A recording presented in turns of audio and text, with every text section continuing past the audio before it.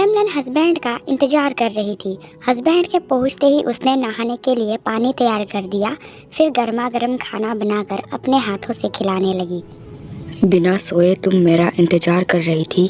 जी। लगता है मेरे लिए प्यार बढ़ रहा है तुम्हारे अंदर लियांगहुआ। ऐसा भी तो हो सकता है कि ये आखिरी प्यार हो।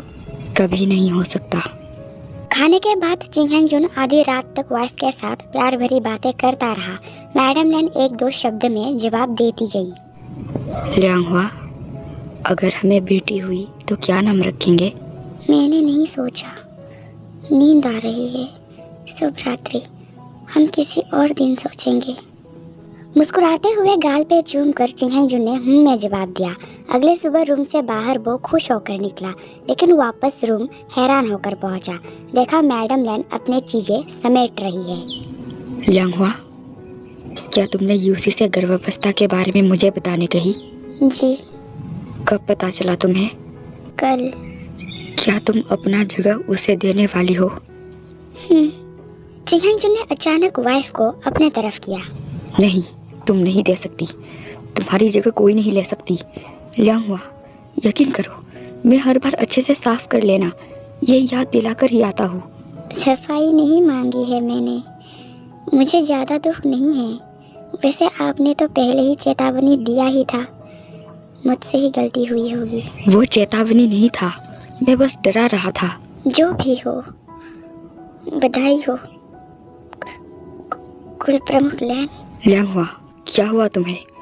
इस तरह मत बुलाओ। तुम मुझे जांगफू कहकर ही बुलाया करोगी, समझी? तुम कहीं नहीं जाओगी, कहीं नहीं जाओगी। उसने कस बाहों में भर लिया। लियांगहुआ, पता नहीं कैसे, लेकिन मैंने जानबूझकर नहीं किया। मैंने अपनी जिंदगी से समझौता कर लिया। मुझे ये तभी कर लेना चाहिए था जब बाव पे जुल्म हो रहा था, लेकिन हिम्मत ही नहीं था। हर बार आपको खोने का डर, हर बार आपके दूर होने का डर लगी रही। इतना कुछ किया, बाव पे जुल्म होता देखती रही, बेटे का भरोसा तोड़ती, फिर भी क्या मिला? मैं जो कुछ भी कह रहा था वो गंभीर होकर नहीं कह रहा था। मैंने जानबूझकर नहीं किया है। क्या तुम्हें लगने लगा है मैं तुमसे प्यार नहीं करता? अब सभा परसों है। हस्बैंड के बाहों से निकलकर मैडम लैन फिर से अपनी चीजें समेटने लगी। दरअसल जब भी कोई रखेल गर्भवती हो जाती है तब माना जाता है कि कुल प्रमुख पत्नी से खुश नहीं था, इसलिए उसने पत्नी को छोड़कर रखेल को पत्नी चुन लिया। ऐसा होने के बाद गर्भवती रखेल को पत्नी यानी रानी की जगह दे दिया जाता है। सिर्फ यही नहीं, उस दिन के लिए सारे कबीलों से महिलाएं आती है और कई सारे सवालों के साथ धीरे धीरे चीजें गर्भवती रखेल के हाथों पे सौंप दिया जाता है। कबीला में आते ही जो रखेलों को नियम बताया जाता है वो झूठ है। असलियत यही है कि जब कोई रखेल गर्भवती होती है तब रानी की जगह उस रखेल को मिल जाती है। सच्चाई पता चला तो रखेलों के बीच रानी की पद को छीनने की जंग छिड़ जाएगा, इसलिए रखेलों को नियम उल्टा बताया जाता है। ऐसा मत करो लियांगहुआ, तुम्हारे बिना नहीं रह पाऊंगा। उस वक्त कहा था उसका ये प्यार जब वो रखेलों के साथ मजे किया करता था। उस वक्त शायद उसके लिए पत्नी का कोई मायने नहीं था। मैडम लैन ने कोई जवाब नहीं दी। चिंगहेंग जुन वापस यूशी के पास पहुंचा। तुमने मुझे धोखा क्यों दिया? मैंने आपको धोखा नहीं दिया है। मैंने कई बार कहा था आपसे कि मुझे अंदर साफ करना नहीं आता। पहले तो कर लेती थी, फिर अब ऐसा क्या हुआ जो तुम साफ करना भूल गई? माफी चाहती हूँ, यकीन कीजिए मैंने साफ की थी, लेकिन पता नहीं कैसे ये हो गया। यूशी, नजरें मत चुराओ, मुझे देखो, आंखों में देखकर कहो। उसने यूशी की चेहरा पकड़ के ऊपर किया। तुमने ये जानबूझकर किया है ना? मैं आपसे प्यार करती हूँ, फिर मैं आपको धोखा क्यों दूंगी? क्योंकि अक्सर प्यार करने वालों के बीच ही धोखा होता है। हम इसे गिरा सकते हैं। मैं तुमसे बहुत प्यार करूँगा, हर चीज़ ला कर दूंगा। चलो इसे गिरा देते हैं। यूशी दूर हो गई। नहीं, बिल्कुल नहीं, मुझे कुछ नहीं चाहिए, लेकिन मैं ये बच्चा चाहती हूँ। ऐसा मत कीजिए, ये हमारा पहला बच्चा है। मैं आपको छोड़कर चली जाऊंगी, लेकिन मैं बच्चा नहीं गिराऊंगी। यूशी ऐसी दिखावा कर रही है जैसे उसे नियमों के बारे में कुछ नहीं पता, लेकिन असल में उसे नियमों के बारे में पता चल गई थी। उसे पता है अब मैडम लैन की जगह उसे मिलने वाली है, फिर भी वो छोड़कर जाने की दिखावा कर रही है। समझ नहीं रहे हो यूशी तुम। मेरा पहले से पत्नी है, एक बेटा है और एक होने वाला है। तुम लियांगहुआ की जगह नहीं ले सकती। मैं उससे बहुत प्यार करता हूँ। नियम अलग है यूशी। इस तरह तुम्हें लियांगहुआ की जगह मिल जाएगा, उसकी जगह कोई नहीं ले सकती। मेरा बात मानो। अच्छा, तो आपने नियम के बारे में भी गलत बताया, इसलिए आप इस बच्चे को गिराना चाहते हैं? मैं उसके बिना कुछ नहीं हूँ। मेरा बात मानो, मैं उससे बहुत प्यार करता हूँ। क्या आपका प्यार यहीं तक आकर रुक गया? जब आप मेरे साथ सोने आते थे तब तो आपने एक बार भी पत्नी, बेटा और होने वाले बच्चे के बारे में जिक्र नहीं किया। फिर अब क्यों कर रहे हैं? मैं आपकी बात नहीं मानूंगी। यूशी को समझाकर फायदा नहीं, यही सोचकर चिंगजुन वापस रूम चला गया। लियांगहुआ, भूख लग रहा है। अभी तक सवा नहीं हुआ है, इसलिए मैडम ने नाश्ता तैयार की और चिंगजुन ने कहा उसे खिलाए। ठीक है, कोई बात नहीं। मैडम लेन खिलाने लगी। क्या तुमने इसलिए कल कहा था तुम्हारी प्यार आखिरी भी हो सकती है? तुम्हारी खामोशी बता रही है लियांगहुआ, मेरे कहे बातों को तुमने सच मान लिया था। अब तुम्हें लग रही है तुम्हें दिया हुआ धमकी मैंने सच कर दिया। तुम्हें लग रही है मैंने जानबूझकर तुमसे तुम्हारा हक छीना, विंग को वापस भेज सकूं, इसलिए मैं बस डराया करता था, उससे ज़्यादा कुछ नहीं। होने वाले बच्चे की कसम, मैंने जानबूझकर नहीं किया। बस भी कीजिए, मैं कुछ नहीं सोच रही। दूसरी तरफ वांगजी को माँ की पत्र मिल चुका है। उसे लगा जरूर लिफाफे में विंग वापस चला गया, यही लिखा होगा। हिम्मत करके उसने खोल कर देखा।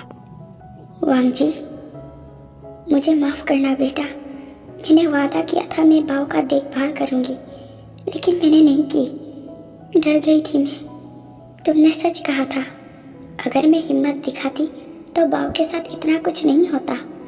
मजबूर थी मैं, चाह कर भी जो हो रहा था उसे रोक नहीं पाई। आखिरी बार माँ पे यकीन करोगे बेटा? यकीन करो, जितना हो सके जल्दी घर आओ और बाव को अपने साथ ले जाओ। कहीं भी चले जाओ, लेकिन बाव को आकर ले जाओ। तुम्हारे साथ रहने के लिए बाव ने वो हर काम किया जिसे करने कहा गया। तुमने भी बाव का साथ छोड़ा और मैंने भी, लेकिन फिर भी तुम्हारे पिताजी हमसे खुश नहीं हुए।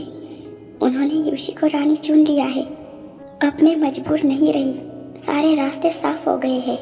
अब मैं रखेल और तुम्हारा भाई या बहन नाजायज बच्चा कहलाएगा। आकर बाव को ले जाओ, कहीं दूर चले जाना जहाँ पहुँचना मुश्किल हो और वो लोग दोबारा ढूंढ ना पाए। बाव का साथ छोड़ने के लिए मुझे माफ़ करना, मैं शर्मिंदा हूँ, माफ़ कर दो। लिफाफा पढ़कर वांगजी को धक्का तो लगा। उसकी माँ और उसने पिता के कहने पे विंग का साथ छोड़ा, मजबूरी में ही सही, लेकिन उन दोनों ने बात तो माना था। फिर भी चिंगजुन अपने बातों से मुंह कर गया। फिर रात को सोते वक्त चिंगजुन आंखें बंद ही नहीं कर रहा था। मैं सब ठीक कर दूंगा लियांगहुआ, तुम चिंता मत करो। तुम रखेल नहीं कहलाओगी, ना ही हमारा बच्चा नाजायज कहलाएगा। एक बार यकीन करो। आपके धमकियों से डर गई थी, हालांकि मुझे पता है मैं कभी आपको खुश नहीं कर पाई, वरना रखेलों की नौबत नहीं आती। अब जो हुआ हुआ, मैं आपको दोषी नहीं मान रही। नियम के बारे में हम सबको पता है, अब कुछ नहीं हो सकता। झूठ है ये, मैं तुमसे खुश था, बहुत प्यार करता हूँ। मैडम ने धीरे उठकर बाहर जाने लगी। लियांगहुआ, कहाँ जा रही हो? बिना जवाब दिए मैडम लेन ने बाहर निकलकर दरवाजा बाहर से बंद कर दी। चिंगजुन तुरंत जाकर लियांगहुआ कहते हुए दरवाजा पीटने लगा। लियांगहुआ, लियांगहुआ, कहाँ जा रही हो? दरवाजा खोलो, लियांगहुआ। मैडम लेन नन्हे विंग के रूम में चली गई। कुछ दिनों से नन्हे जान जांगफू के याद में अकेला सो रहा है जांगफू के कक्ष में। मैडम लेन ने देखा नन्हे जान सो चुका है। बिस्तर पे बैठकर बालों को सहलाती हुई वो माथे पे चूमने लगी। तुम्हारा रक्षा ना करके अपने बारे में सोचा मैंने। मेरे साथ बुरा होना ही था। दूसरों का बुरा चाहकर अपना अच्छा चाहने का नतीजा यही होता है। पता नहीं इतने साल में उस व्यक्ति के प्यार में अंधी क्यों रही। मेरे साथ अब मेरी होने वाला बच्चा भी भुगतेगा। वांगजी तुम्हें लेने जरूर आएगा। तुम वांगजी का साथ कभी मत छोड़ना। तुम हिम्मत वाला हो। मुश्किल से मुश्किल काम देने के बाद भी तुमने कभी वांगजी को छोड़ना नहीं चुना। मेरे बेटे का ख्याल रखना। हमेशा तुम्हारे खुशी और सलामती की प्रार्थना करूँगा। मुझे माफ करना बाऊ। वहाँ रहकर उसने नन्हे विंग के जख्मों का इलाज किया। फिर वांगजी का इंतजार। आधी रात हो गया लेकिन वांगजी पहुंचा ही नहीं। खिड़की से बाहर देखती हुई मैडम लैन इंतजार करती रही। सारे कपड़े और चीजें भी बांध चुका है वो, बस वांगजी का इंतजार है। कुछ देर बाद उसने देखा वांगजी पहुंच गया है। उसने जल्दबाजी में बिना आवाज किए दरवाजा खोलकर लैलटेन लिया ताकि वांगजी को लैलटेन की रोशनी दिखे और समझ जाए कि उसे सीधा रूम में पहुंचना है। वांगजी सीधा रूम में पहुंचा और मैडम लैन ने दरवाजा बंद कर दी। पिताजी ने सच में यूशी को अपना लिया? भाव को लेकर चले जाओ, बहुत दूर चले जाना जहाँ उनका पहुँच पाना मुश्किल हो। मैंने सारी चीज़ें बांध दिया है। ये लो, ये थैली रखो, यहाँ कुछ सिक्के हैं, कई महीनों तक गुजारा करने के लिए हो जाएगा। मुझे माफ करना माँ। रोते रोते मुस्कुराकर मैडम लैन बेटे के चेहरे को प्यार से सहलाने लगी। अच्छे से रहना और बाव का ख्याल रखना। उसने एक बार भी तुम्हें छोड़ने का जिक्र नहीं किया। हर मुश्किल को पार करना चुना उसने, लेकिन तुम्हें छोड़ना नहीं। जिंदगी में अगर दोबारा चुनने की हालत आए तो तुम बाव को ही चुनना। हाँ, आप भी साथ चलो। यहाँ अब आपकी ज़रूरत पिताजी को नहीं है। मैं नहीं जा सकती, कुछ है जो मुझे करना है। तुम बाव को लेकर निकलो, वापस मत आना। ख्याल रखना और बाव का विद्यालय में दाखिला भी करवाना। साथ चलो माँ। नहीं, तुम रो मत, सब सही रहेगा। उसने फॉरहेड पे किस की और अपने गले का चैन उतारकर नन्हे विंग को पहना दी। ये मेरी पहला और आखिरी निशानी। तुम्हारे पिताजी के साथ ये जिंदगी मैंने खुद चुना था, इसलिए मुझे यहाँ रहना ही होगा। कुछ बहुत बड़ा है जो मुझे पूरा करना ही होगा। बुरा के साथ बुरा नहीं बन सकते हम बेटा, वरना उनके और हमारे बीच क्या फ़र्क रह जाएगा। भले ही उन्होंने मुझे छोड़ा, लेकिन मेरे अंदर अभी भी सहने की क्षमता बाकी है।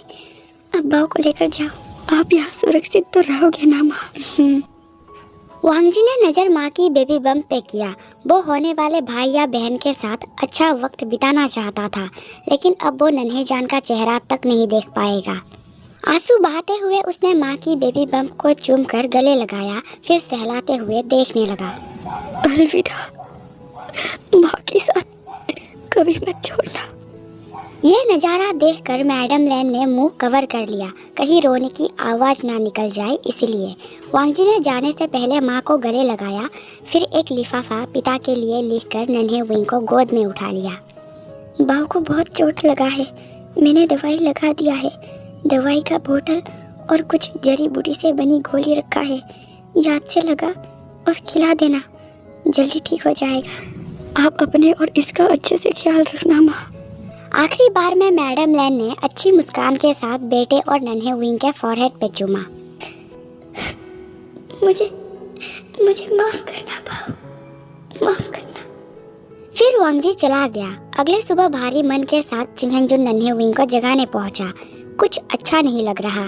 वो नन्हे जान के साथ बैठकर बस वक्त बिताना चाहता है, लेकिन देखा रूम खाली है। लगा बच्चा पहले ही जाग गया होगा, लेकिन आंगन अभी भी गंदा है। दास के पास जाकर उसने कहा सफाई कर दे। तुरंत सफाई किया गया। चिंगहंजुन ने पूरे कबीला में ढूंढा, लेकिन नन्हे विंग कहीं नहीं मिला। वो वापस वांगजी के रूम में पहुंचा और देखा मेज पे एक लिफाफा रखा हुआ है। वो उठाकर देखने लगा। मैं विंग को लेकर जा रहा हूँ। इस बार आप ढूंढ नहीं पाओगे। ढूंढने की कोशिश मत करना। जब तक आपको ये लिफाफा मिलेगा तब तक हम बहुत दूर जा चुके होंगे। पिछली बार मुझसे लापरवाही हुआ था, लेकिन इस बार नहीं होगा। मैंने बहुत सोचा और अब मुझे विंग चाहिए। मेरे लिए विंग ज़रूरी है। प्यार करता हूँ उससे, जो आप कभी नहीं समझेंगे, क्योंकि आपका प्यार और आप कई हिस्सों में बांटे हुए हो। मेरा प्यार सिर्फ विंग के लिए है।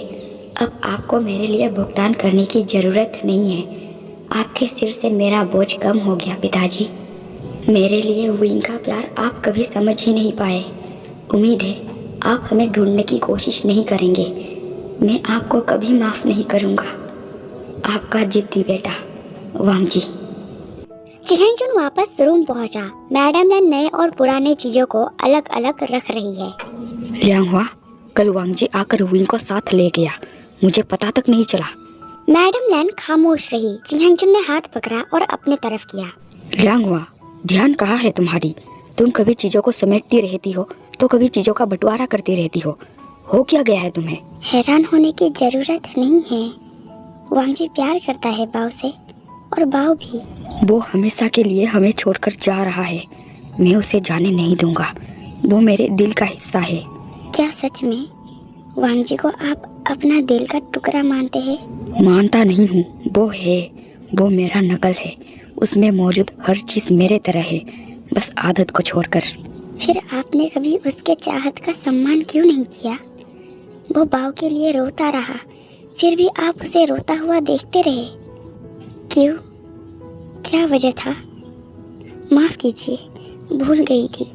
वजह था किसीमी। आप विंग को वापस भेजकर किसीमी को पाना चाहते थे। सब ठीक कर दूंगा लियांगहुआ, चिंता मत करो। माफ कीजिए, मैं भूल गई थी। मुझे सवाल करने का भी हक नहीं है। जियांगचुन ने वाइफ की चेहरा अचानक अपने करीब कर लिया। तुम्हें सब हक है, सवाल कर सकती हो, उठा सकती हो। दूसरी तरफ वांगजी छात्रावास पहुंच गया। लोग उसे एक बच्चे के साथ देखकर हैरान है। वांगजी सीधा प्रधान शिक्षक के रूम में पहुंचा। उसने एक लिफाफा गुरु को दिया। वहाँ लिखा है, ये वही बच्चा है जिसे वांगजी लेकर भाग गया था। गांव वालों के साथ हमारा समझौता हो चुका है। अब विंग वांगजी के लिए है। उम्मीद है आप विंग का पढ़ाई लिखाई अच्छे से करवाएंगे। फिलहाल मैं बहुत व्यस्त हूँ, अगले महीने आकर भुगतान करूँगा। लैन जिंगचुन तुम्हारे पिताजी के तरफ से है। जी ठीक है, तुम जाओ। अभी के लिए इसे अपने कक्ष में ही रखो। मुझे देखना होगा बच्चों के छात्रावास में कोई बिस्तर खाली है या नहीं। अगर नहीं है तो एक भरवाना होगा। तब तक अपने साथ ही रखो। जी, आपका शुक्रिया।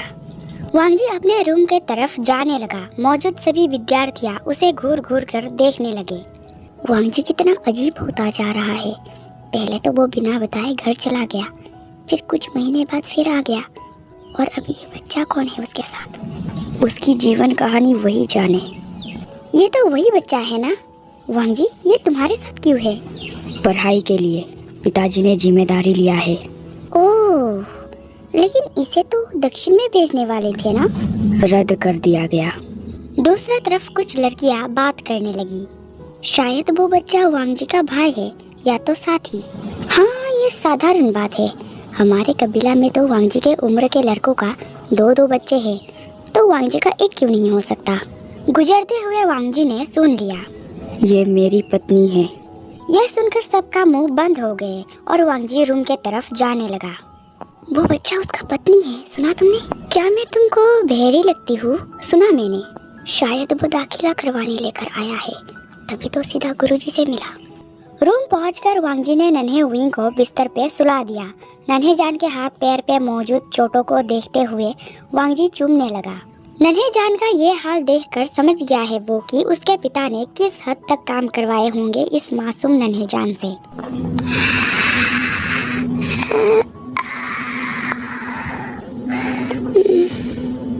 नन्हे विंग जाग रहा है, ये देखकर वांगजी ने आंसू पोंछ लिया और सिर पे हाथ फेराने लगा।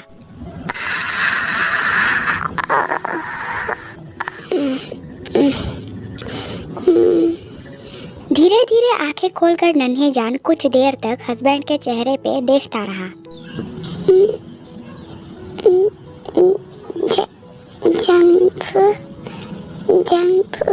तुम जाग गए? ये कहते हुए गाल पे चूमकर उसने गले लगा लिया। अब तुम सुरक्षित हो। हम हमेशा के लिए बहुत दूर जाने वाले हैं।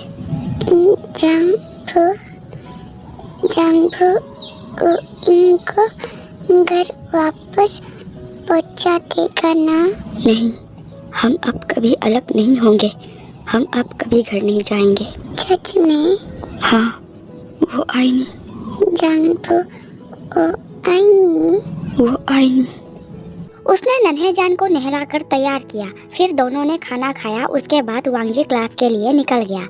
उस तरफ जिंगचुन ने आदेश दिया, वांगजी को ढूंढा जाए, वो ज्यादा दूर नहीं गया होगा। कुल प्रमुख, क्या हमें विद्यालय में भी जाना चाहिए? मेरा बेटा है वो। क्या तुम सबको लगता है उसका दिमाग खाली है? भाग गया है वो, फिर विद्यालय क्यों जाएगा? विद्यालय के अलावा हर जगह ढूंढो। चियांगजू ने आदेश दिया विद्यालय के अलावा वांगजी को हर जगह ढूंढा जाए। उसने जो कहा वांगजी उसका बेटा है। क्या लोगों को लगता है वांगजी का दिमाग खाली है? यह सही है, वांगजी उसका बेटा है, इसलिए चालाक है। वांगजी को पता था वो भाग गया। ये जानने के बाद उसका पिता ये कभी नहीं सोचेगा कि वो विद्यालय जा सकता है।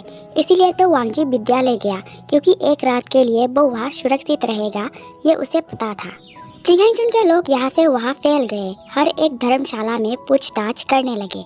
दूसरी तरफ वांगजी क्लास में है और नन्हे विंग रूम से बाहर इधर से उधर भाग रहा है, जैसे वो हस्बैंड के साथ लुका छुपी खेल रहा हो।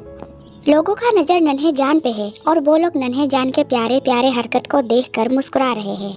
लेकिन वांगजी ध्यान सिर्फ पढ़ाई में लगाने की कोशिश कर रहा है। मासूम मुस्कान के साथ नन्हे जान ने हस्बैंड के तरफ इशारा किया। वांगजी, वो बच्चा तुम्हारे तरफ इशारा कर रहा है। पढ़ाई में ध्यान दो, उस पर ध्यान मत दो। देखो वो क्या क्या इशारा कर रहा है। तुम्हें वो कहाँ से मिला? किस्मत से। ज्यादातर विद्यार्थियों का नज़र बाहर है। यह देखने के बाद शिक्षक बाहर निकल गया। चलो अब मैं भी निकल रहा हूँ, लेकिन ऑडियंस निकलने से पहले लाइक करके ही निकलना, ठीक है? कमेंट में बताना कैसा लगा। चैनल को सब्सक्राइब भी कर लेना। बाय।